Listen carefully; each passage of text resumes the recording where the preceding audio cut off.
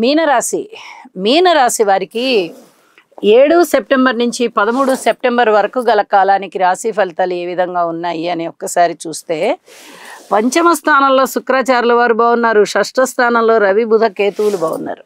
ఈ 4 గ్రహాలు కూడా చాలా అద్భుతంగా ఉన్నాయి. వీటి వల్ల సంతానం బాగుంటారు, రుణభారాలు తగ్గుతాయి, ధనము చేతికి వస్తుంది. అలాగే పాత రుణాలు ఏమన్నా ఉంటే తీర్చివేయగలుగుతారు, కొత్త రుణాలు కావాలంటే తీసుకోగలుగుతారు.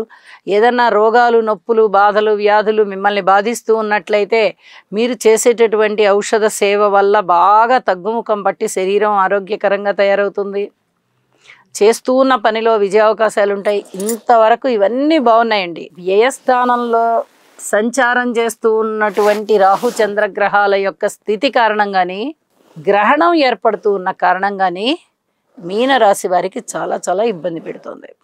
మీనరాశికి వ్యయస్థానంలో ఏర్పడమే ఈ ఇబ్బందులకు కారణం.